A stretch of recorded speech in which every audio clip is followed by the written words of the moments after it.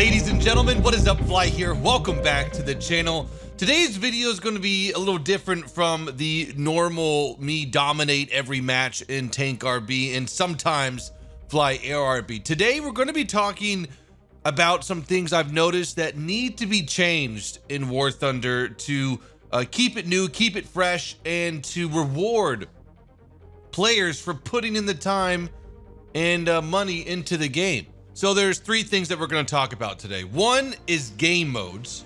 Two is incentive for playing long matches. And three is for map rotation. Map rotation is pretty simple, and I really didn't really want to have to touch on it, but it is utterly ridiculous. So the first thing that we're going to be talking about is game modes. This is the most important subject in this whole video. The other two are just bonuses. This is the main meat of today's video. Game modes have been the same in War Thunder for years. The same game mode. And the crazy thing is that so much time, so much work goes into the back end to produce these stunning models of tanks, planes, and boats and ships. And then they choose to drop the ball and put these time-consuming, detailed models that took many months to produce over game modes from a decade ago. The amount of brain power put in to design the game modes we have in War Thunder is playing 2 hours of Call of Duty Modern Warfare. So the popular game modes in War Thunder, one is Conquest, which is capture 1 point. Then we have Domination, capture more points than the other team to win. Then we have Battle, which is better for like mid-game engagements, but then to end the game you kind of have to spawn camp them to capture that big base near their spawn. And this kind of goes into map design too. We actually might touch that later in the video, but the final game mode that comes to mind is called Break. And Break as a game mode works okay on some maps. In other maps it's awfully executed, for example on Jungle. And the gist of Break is that you capture enemy bases in succession. The first one to do so wins the match, and that's it. The downside sometimes is that if you're in a defensive position, the enemy teams and your team's spawn will rotate. So sometimes the spawning of the game gets you killed in defensive position. I don't know, it's just a cluster of a game mode. So you can start to see a trend of how these game modes work. It's always capture a point that is chalked in on a circle on the map. And I don't know what the fascination of capturing points in War Thunder is, but it's the way they do game modes. And for me, it kind of takes out of the immersion of being in War Thunder with those models, those high quality models, the beautiful maps, despite on how sometimes they play. And then you drive next to a shed and you potentially can win the game because there is a chalked circle that you sit in for a little bit.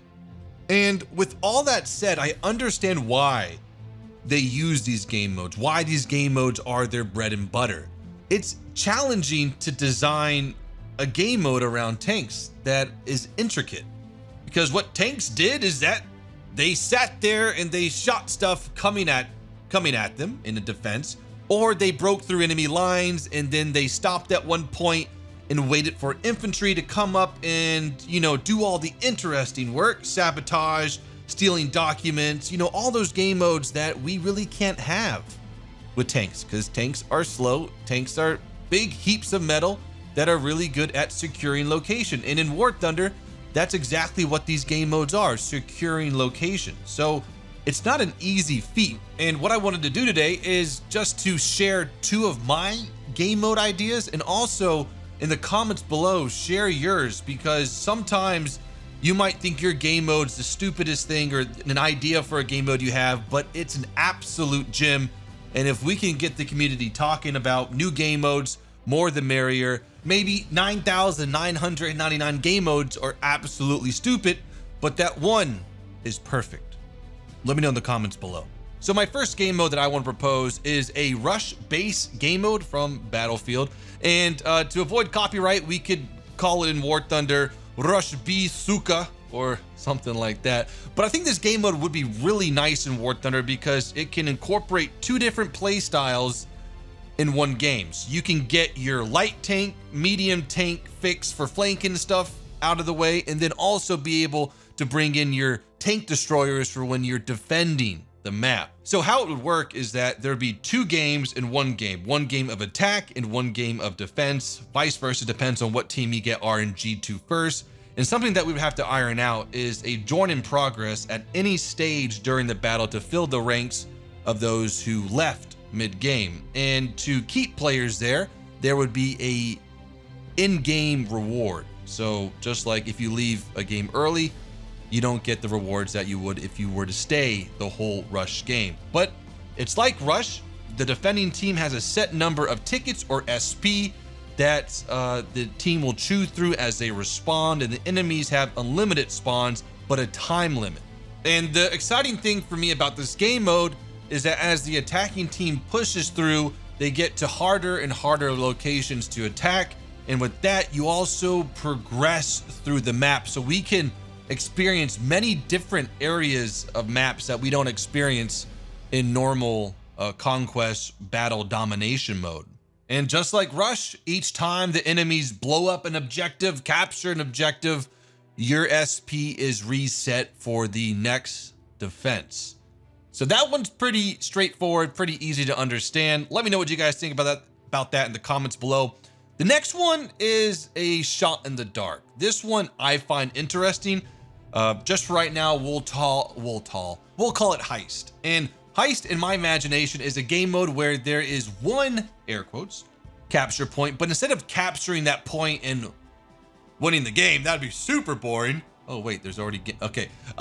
There would be intel, information, outrageously important documents that would be in chests surrounded by an airdrop net that you would have to drag back to your HQ to win the game. I mean, we already have the mechanics in game already. The tow ropes work extremely well in War Thunder, and to increase cohesion of how the game would be play out, there would be a escort bonus to players who would escort the player who is slowed down by dragging all these important documents back to their base. Let's say you'll get a 75% reward for escorting instead of the 100% that the guy dragging back the important documents will get. I can already see it being played out right now. You think you're almost home scot-free. You're going to be the hero. You're going to win the game for your team.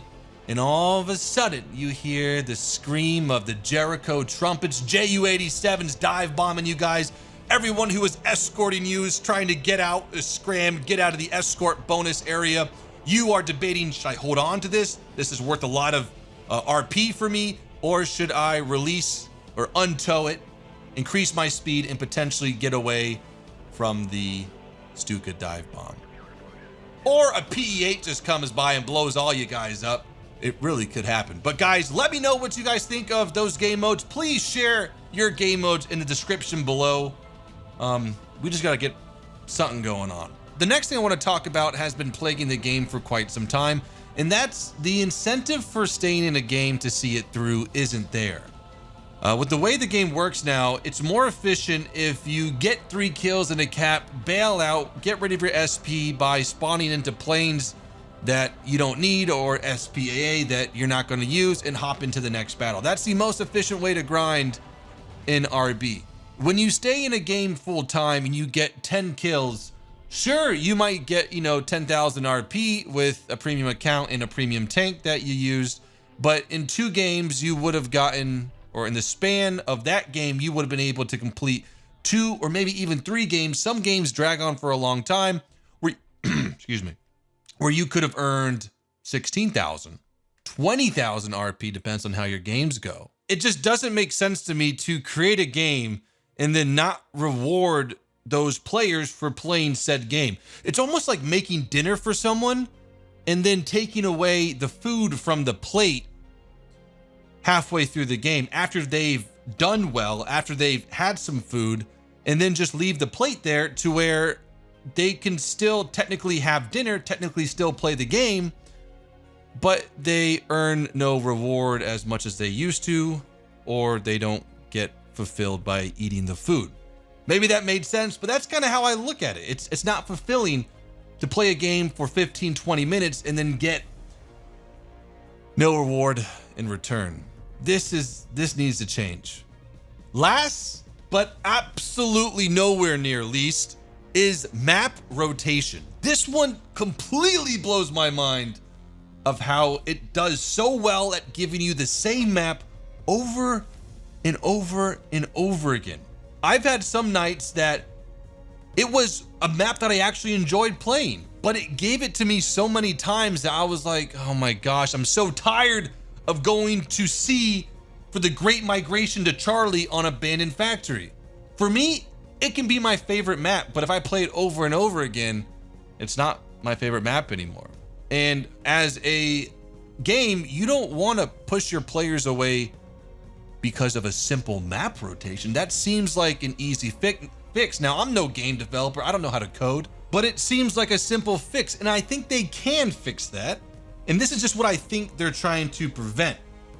They don't want longer queue times because they want every available player to go to whatever map they have assigned, and to have one player with a, yes, he just played that, take him out of that queue, wait for a different map to happen. That's going to increase the queue time. And with that logic of we can't have long queue times, which I agree with, so let's just give the player the same map over and over again, you're still doing the damage, but in a different way.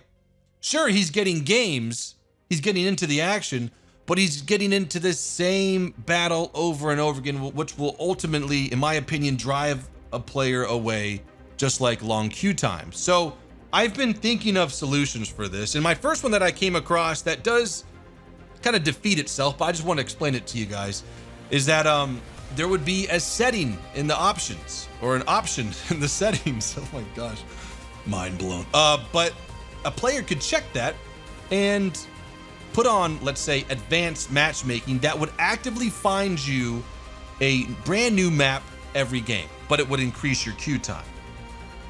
And then the players who didn't want that, and they wanted to play the same map over and over again, could leave that unchecked and get a faster game. But it kind of defeats itself because the players who check the box will ultimately make the queue time slower for everyone, because the people who leave it unchecked will get affected by the people who check it. So I don't think that one would work. The most efficient solution, in my opinion, is a map playlist. So every week, a new set of maps is injected into the map rotation, maybe with 2 of those maps voted by the community, so the community can have their majority favorite maps still in rotation at all times. But with this setup, you would get fresh maps every week, and you wouldn't have to play Abandoned Factory 19 times in a stream. That's definitely exaggerated, but you get the point. But guys, hope you have enjoyed this video today. In the comments below, please leave your feedback. Please leave your ideas, your opinions on the topics that we touched on today, and maybe something might change or come from this. Guys, hope you have enjoyed. Have a great day. Peace out.